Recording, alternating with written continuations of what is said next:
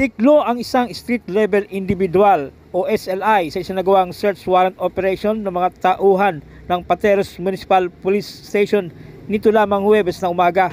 Kinilala ni Police Major Boy Nabia ang naarestong suspect na si alias Miguel na sa tamang edad at residente ng Barangay Santa Ana, Pateros.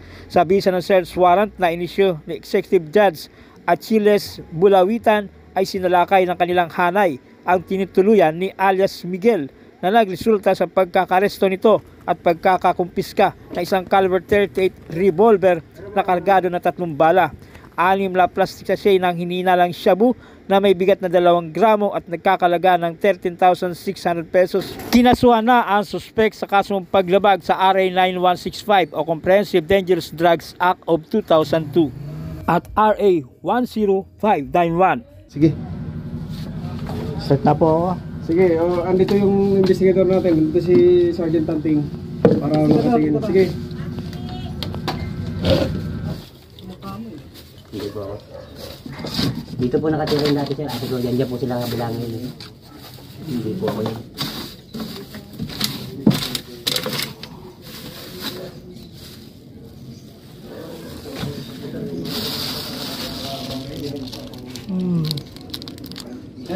Droga.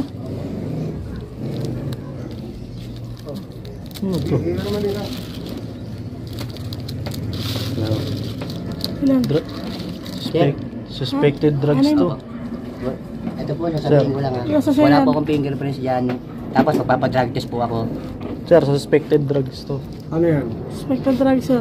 Sige, ilagay mo sa sa harap na kahit dito mo ilagay siguro. O diyan lang muna sa harap siguro. Bilangin mo ilang piraso ba yan? 1, 2, 3, 4, 5, 6. O sige, yung subject for search na yung Meron pa. yung subject for search natin.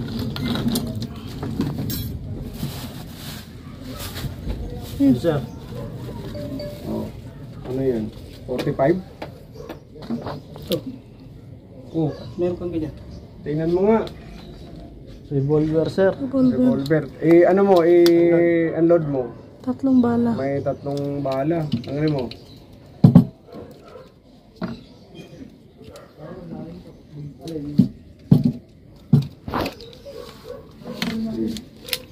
Clear mo na maigi. Diyan na, sir. Basahan mo na, pwede. Posas. Basahan mo ng ano. Ano yung posas? I-pose mo. Pose mo yun. Basahan mo ng karapatan. Sasangay ka rin, ha? Sige. Ikaw, Miguel Liha Ibaylo ay inaaresto sa paglabag sa RA 10591 o Comprehensive Firearms and Ammunition Regulation Act at sa pag-iingat sa illegal na droga. Ikaw ay may karapatang manahimik at sa walang kibo. Ano mang iyong sasabihin ay maaaring gamitin pabor o laban sa iyo sa anumang hukuman. Ikaw ay may karapatang kumuha ng iyong tagapagtanggol na iyong pinili at kung wala kang kakayahan ay pagkakaloob sa iyo ng pamahalaan. Nauunawa mo ba ito? Nauunawa mo ba? Naintindihan mo ba? Naintindihan mo? Ulitin ko ba? Naintindihan mo? Ulitin ko ba? Hindi na. Arestado ang 2 suspect sa isinagawang bypass operation ng Pateros Municipal Police Station. Kinilala ni Police Lieutenant Napoleon Tongko, hepe ng SDEU o Station Drug Enforcement Unit, ang mga naarestong suspect na sina alias Rambo, 29 anyos at alias Norvi, 46 anyos, parehong residente ng Barangay Ususan, Taguig City.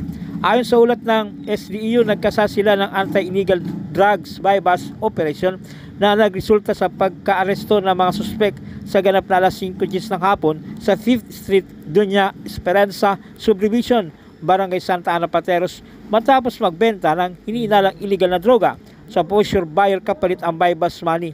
Nakumpiska sa mga naaresto ang 4 na pirasong plastic sachet ng hinihinalang illegal na shabu na nagkakalaga ng 68,000 pesos at na-recover din sa mga suspect ang bypass money at isang unit ng cellular phone.